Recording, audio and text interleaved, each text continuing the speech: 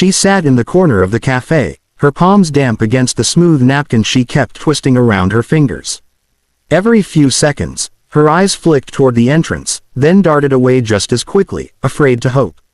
The place was cozy. Soft amber lights, low music, and the faint scent of roasted coffee beans mixed with vanilla pastries, but her heart thudded too loudly for her to enjoy any of it.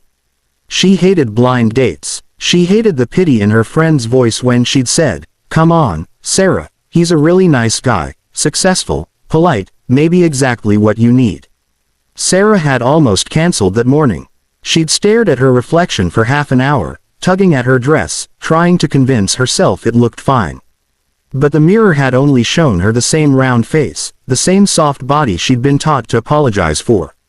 So she sat now, bracing for disappointment before the evening even began. The bell above the cafe door chimed, and she instinctively glanced up. A man stepped inside, tall, broad-shouldered, dressed in a tailored navy suit that fit him perfectly. He carried himself with the quiet authority of someone used to being listened to. His dark hair was neatly combed, his jawline sharp enough to belong on a magazine cover. "There's no way that's him," she thought. "My date is supposed to be some CEO, not that." But then his gaze found hers. His eyes, warm brown, calm, steady, lit up with recognition. Before she could look away, he was already walking toward her, each step measured, confident, like he wasn't stepping into a blind date at all, but into something he'd been waiting for. "You must be Sarah," he said, his voice deep and surprisingly gentle as he extended his hand. "I'm Rayon." She blinked, her throat dry. "Oh, I wasn't expecting you." A slow smile curved his lips, the kind that could melt through her nerves if she let it. "Should I take that as a compliment or an insult?" He teased lightly. Her cheeks flushed a shade darker than her lipstick. "I just mean, you don't look like the type to be on a blind date." "Neither do you," he replied simply, sliding into the seat across from her. For a moment, the air between them softened. The waiter came to take their order, and she realized her hands had stopped trembling. Maybe it was his calmness, or the way he looked at her as though she wasn't a collection of flaws, but a woman worth knowing. Still, she couldn't shake the question pounding in her mind. Why would a man like him want to meet someone like me? The waiter had just placed their coffee cups on the table when silence fell between them, an uneasy, heavy kind of silence that stretched too long. Sarah traced the rim of her cup with her finger, trying to think of something clever or charming to say, but nothing came.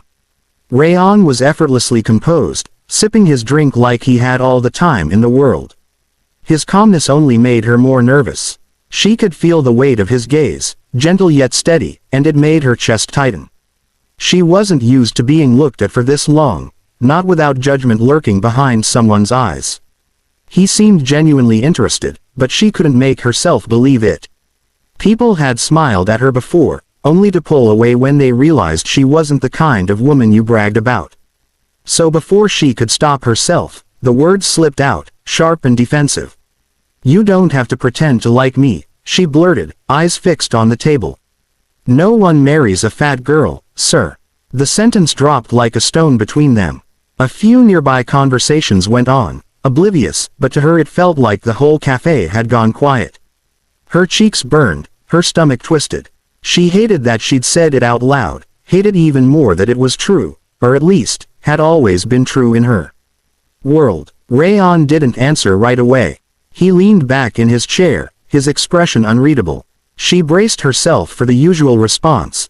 The polite laugh, the awkward change of subject, maybe a quick excuse to leave.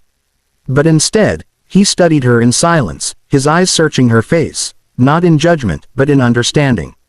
"Who told you that?" he asked finally, his tone calm but carrying an edge of disbelief. She gave a small, humorless laugh. "Life did," she murmured.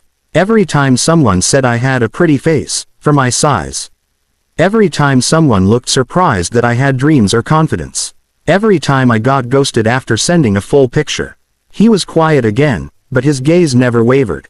Then, slowly, he leaned forward, resting his elbows on the table.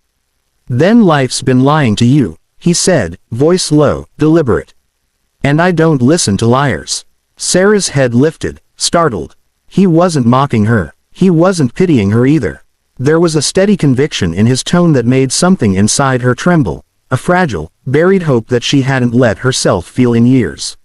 She tried to smile, but her voice cracked instead. "You don't know me. I'd like to," he said simply. "If you'll let me." For the first time, she didn't look away.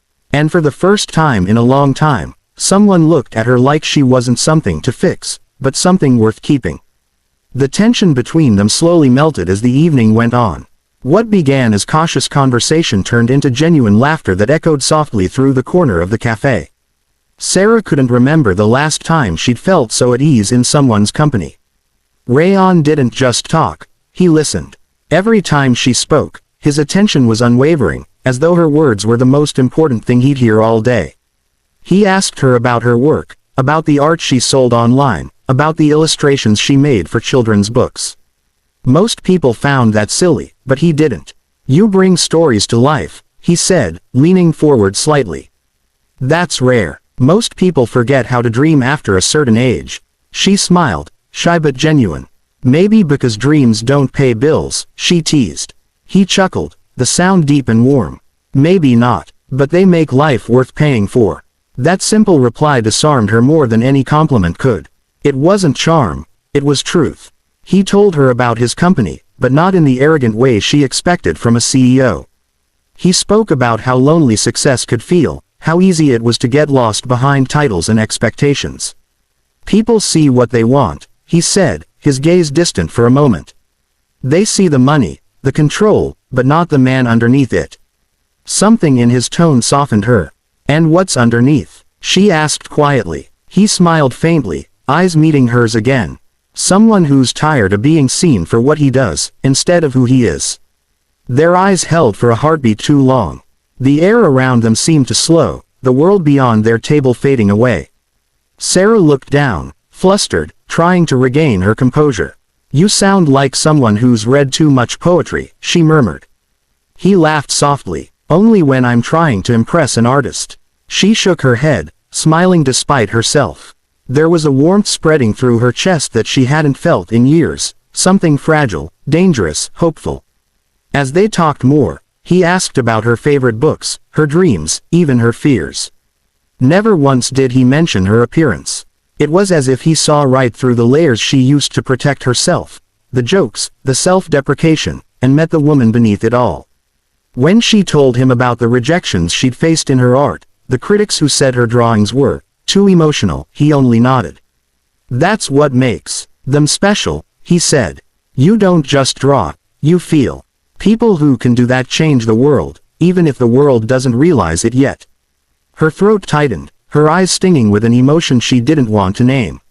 "You really believe that?" she asked softly. He didn't hesitate. "I wouldn't be here if I didn't." And in that instant, something shifted between them. It wasn't a spark, it was a quiet recognition, like two people who had been searching for something they didn't know they'd lost until they found it in each other. When the date finally came to an end, the cafe had grown quieter. Most of the tables were empty now, the staff beginning to wipe counters and stack chairs. Outside, the night air was cool, carrying the faint scent of rain that hadn't yet fallen. Rayon paid the bill before she could protest, his movements unhurried, graceful, like a man who had nowhere else he'd rather be. As they stepped out into the street, Sarah hugged her arms around herself, both from the chill and from the storm of emotions twisting inside her. The yellow glow of the streetlights painted everything in gold, the pavement glistened faintly from an earlier drizzle, and the faint hum of distant traffic filled the quiet between them. "Thank you," she said finally, her voice barely above a whisper. "For tonight, for not making it weird." Rayon turned to her, smiling gently. "Why would it be weird?" She looked down, her shoes suddenly fascinating. "Because most men would have left, or stayed out of pity." She let out a nervous laugh, trying to sound casual, but the tremor in her voice betrayed her. "You didn't have to be so kind." He took a step closer, his expression unreadable, his voice low. "Sarah, I wasn't being kind. I was being honest." Her breath caught. "Honest." He nodded slowly, his eyes never leaving hers. "You walked into that cafe expecting me to look through you. But the moment I saw you, I couldn't look away." The words hit her harder than she expected. For a second, she couldn't speak. He wasn't saying them like a man trying to flatter her. There was sincerity in every syllable. The kind that made her chest ache. She shook her head slightly, as if trying to dismiss the warmth rising inside her. "You don't even know me," she murmured. A faint smile tugged at his lips. "Then let's change that." He paused, searching her face. "Let's prove them all wrong." Her brows furrowed. Prove who wrong? He took another step forward until only a breath separated them. His voice softened, rich with conviction. "The people who made you believe you weren't enough. The ones who said love has a size, or beauty has a rulebook.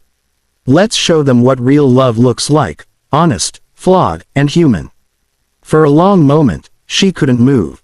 The words wrapped around her like a fragile promise, one she was terrified to believe but wanted to, desperately.